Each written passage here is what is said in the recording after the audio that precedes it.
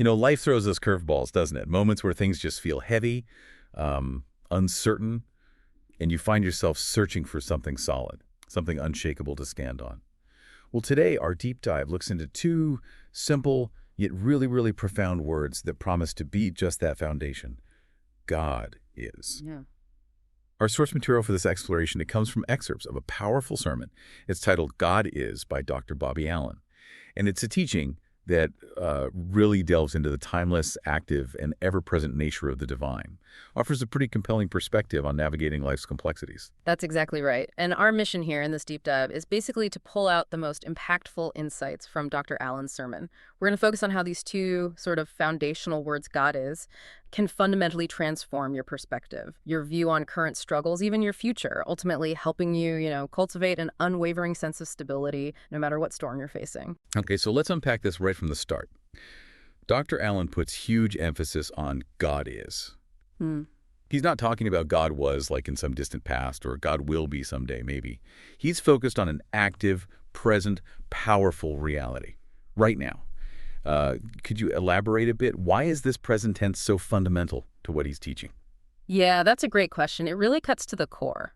Because, a lot of people, they kind of relegate God to history or maybe a future promise they hope comes true. They think of him as like existing way back when, or they're waiting for him to show up when things get bad. But Dr. Allen, he pushes us. He wants us to understand that God signifies something immediate, dynamic, a continuous presence. Right. It means he's actively involved, continually at work, accessible every single moment. It's about moving beyond just thinking about faith to actually experiencing it, an active faith. That makes a huge difference, doesn't it? Oh, yeah. Yeah, it shifts it from just a concept, a theological idea, to something you live. And the sermon, it immediately grounds this in Scripture, Psalm 46.1, which says, God is our refuge and strength, a very present help in trouble. Let's start with that first part. God is our refuge. What does Dr. Allen highlight about what refuge really means here? Well, what's really compelling is how tangible he makes that refuge. It's not just like a nice poetic thought. A refuge is a real place of safety, a hiding spot, shelter from danger. And the sermon, it brings us to life with these incredible biblical stories. Think about Noah. Okay. Facing a flood that literally wiped out everything. God didn't just say, hey, build an ark. The text says God kept the door shut, personally ensuring Noah's safety when the waters rose. It wasn't just Noah's hard work. Wow. He kept it shut. Exactly. It was God's active protection. Or think about the Israelites. Trapped at the Red Sea, army bearing down on them. God didn't just point the way. He himself parted the waters, made a dry path right through an impossible barrier. These aren't just old stories. They're powerful illustrations of God being an active, intervening refuge. Right. So for us today, even if we're not, building an ark or seeing seas part, this idea of refuge still applies to our daily battles. It's finding that shelter in the storm, that covering in the fight. What's the deeper benefit Dr. Allen is pointing to here for someone maybe dealing with constant anxiety or just an overwhelming crisis beyond just the theology? It's really about anchoring your whole self. When you truly recognize God as your refuge, it gives you this internal stability, something circumstances can't just shake. Psychologically, the benefit is a huge reduction in fear. Instead of feeling exposed, vulnerable to every little thing, you carry this deep-seated belief that you're protected. It shifts your focus away from the massive problem onto the massive protector. It's an invitation, really, to internalize a sense of safety that goes beyond your surroundings, no matter how turbulent things get. And the psalm doesn't just stop at refuge. It continues, God is our refuge and strength. We all hit our limits, right? We get tired, run out of answers. Yeah. Our own human capacity just isn't enough sometimes. How does Dr. Allen connect that feeling, that human limitation, to God's strength? Oh, this point is so vital. Because it speaks right to that shared human experience, feeling exhausted, inadequate. We're often sort of conditioned to think we have to be self-sufficient, always strong. But then you have Isaiah 40.29 offering this counterintuitive truth. He gives power to the faint, and to them that have no might, he increases strength. The sermon highlights figures like Samson. Huge physical power, right? But he found his strength restored by God precisely when he was weakest, most desperate. Or think about Paul in 2 Corinthians 12.9. He came to this profound realization. My grace is sufficient for you, for my power is made perfect in weakness. The insight here isn't that God just tops up our strength.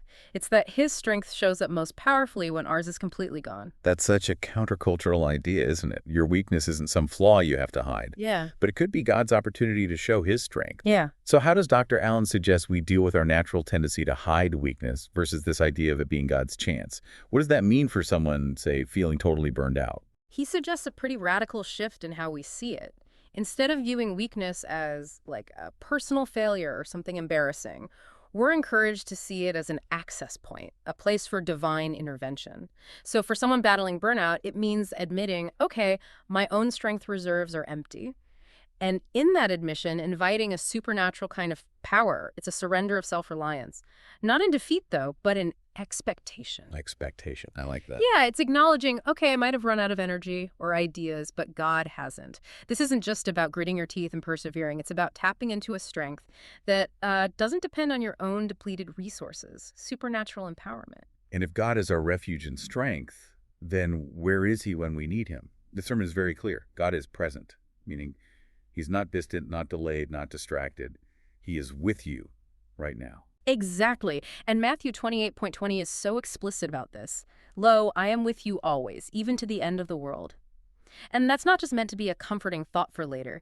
It's presented as a current, active reality. His presence means real comfort when you're crying, attentive listening when you pray, actual victory when you fight. It just underscores that God isn't some detached observer, but he's intimately involved in your life. He's not waiting for you somewhere down the road. He's walking with you right now, offering immediate, tangible support. Okay, so tying this whole first section together, Yeah. what are the practical takeaways? The declarations Dr. Allen offers us to really internalize these truths. How can we actively remind ourselves of this foundational reality when we're facing fear or weakness or loneliness? Yeah, he gives these incredibly simple but really potent declarations. They're designed to sort of reorient our inner self-talk. So when fear starts creeping in, you can actually declare, God is my refuge. When your strength just disappears and you feel totally inadequate, you can state, God is my strength. And when that feeling of loneliness or isolation hits, you affirm, God is present with me. These aren't just, positive affirmations. They're presented as acts of faith, shifting your focus from the problem to the divine solution, reminding your soul of the immediate active truth that God is. That's a powerful way to shift your perspective, definitely. Now, if God is this ever-present refuge and strength right now, that leads to the question of, well, what's our part? How do we connect with that reality? And this brings us to a second key insight, this one from Hebrews 11:6.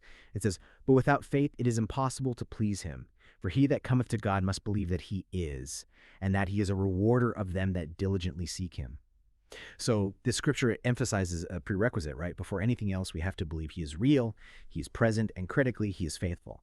And what does it mean to diligently seek him in this context? Is it just thinking about him occasionally? No, that's a crucial clarification. Diligently seek him isn't portrayed as just, aimless searching or a half-hearted try. The source defines it as really focused, persistent, intentional pursuit. Prioritizing God, actively engaging with his word, consistently talking with him. It's described as an earnest, wholehearted commitment to know him, to connect with him. And that first part of the belief that God is alive and active directly tackles that initial prerequisite. Is he real? The sermon contrasts him powerfully with, say, an idol, a forgotten myth, or just a historical memory. No, he is the living God. The living God. Yes. And the examples used are just phenomenal. You have Elijah on Mount Carmel praying to a God who answers by fire while the prophets of Baal get nothing, or Daniel in the lion's den praying to a God who literally shuts the mouths of hungry lions. These aren't just ancient bedtime stories. They illustrate an active, intervening force that's just as relevant today. Those stories really do make you pause. They show a God who isn't passive at all. So for the listener who might be feeling stuck, or maybe facing what seems like a totally impossible situation, how does this truth that God is alive and active offer a different perspective than just, say, hoping for the best, or relying only on human cleverness? Well, it offers a pretty radical departure from just hope or human effort alone. When you grasp that God is alive and active, it instills this profound confidence. Even when your situation looks completely impossible, God is still working. It transforms that feeling of fatalism into expectation. It means your efforts aren't the only factor in the equation. There's a divine, dynamic force capable of shifting things, opening doors, bringing solutions way beyond what you can imagine. It challenges us to look past the natural and expect the supernatural. Right, and building on that, Hebrews 11:6 also says, and that he is a rewarder of them that diligently seek him. This suggests God isn't stingy or silent. He actually engages and rewards that focused pursuit. Precisely. This is about a relational God, one who responds to our sincere efforts. Think about Abraham. He believed God's promise, which seemed impossible to make him the father of many nations, Well, and his belief was counted as righteousness. His reward wasn't just some abstract spiritual status, it was the tangible fulfillment of that promise, a lineage that literally shaped history. incredible. Or Hannah, deep heartache, barrenness, but she diligently prayed for a son. Her fervent, persistent seeking was rewarded with Samuel, a prophet who would anoint kings. These aren't just passive blessings falling from the sky, they're presented as active responses to diligent seeking, showing God's generosity, his attentiveness. So if you're pouring effort into something, whether it's prayer, serving, learning, just trying to live right, Dr. Allen's message here seems profoundly reassuring.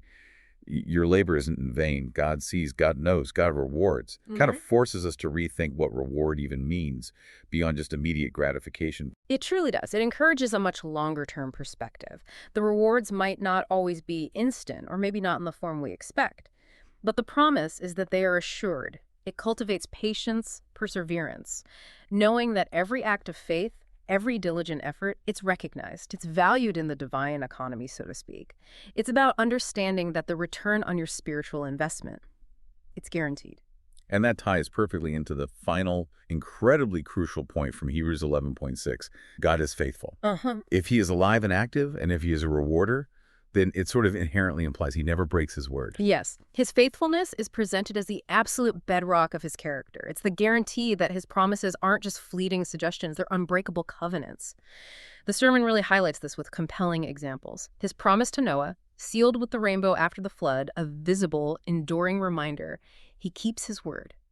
His promise to Israel, bringing them into the promised land, a huge undertaking fulfilled over generations. And his ultimate promise to the world, sending Jesus, fulfilling prophecies that span millennia. And Hebrews 13:8 just powerfully reinforces this. Jesus Christ, the same yesterday and today and forever, which means his character, his power, his promises, they are utterly consistent, unwavering. That unchanging nature is so profoundly comforting, isn't it? Especially when our world feels so volatile, so uncertain. It encourages us to lean into God's faithfulness, even when we can't see the immediate outcome, or maybe we don't understand the path ahead. We can rely on his consistent character. It provides immense peace. When everything else around you feels like it's shifting, you have this one immutable point of reference.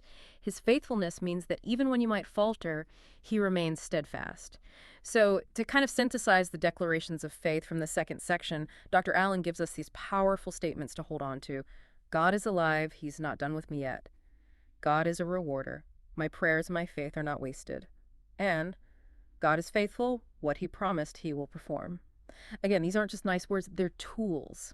Tools to fortify your belief in an active, responsive, and utterly trustworthy God. Wow. This deep dive has really unveiled the transformative power packed into just those two simple words. God is. I really challenge you, listening right now, carry these words deep in your spirit this week. When fear whispers, instead of just giving in, remind yourself, God is. When doubt creeps in, trying to erode your hope, maybe even declare it out loud, God is. When challenges loom large, stand firm and know, God is. And here's that final, really provocative thought from Dr. Allen's sermon to leave you mulling over. Because once you know that God is, you can trust that everything else, his love, his power, his promises, will surely follow. God is. Yeah. And that changes everything. Yeah. Just consider, how might embracing these truths not just adjust, but completely transform your perspective? On fear, on doubt, on every single challenge life throws your way, it's truly an invitation to step onto an unshakable foundation, one that supports you, always.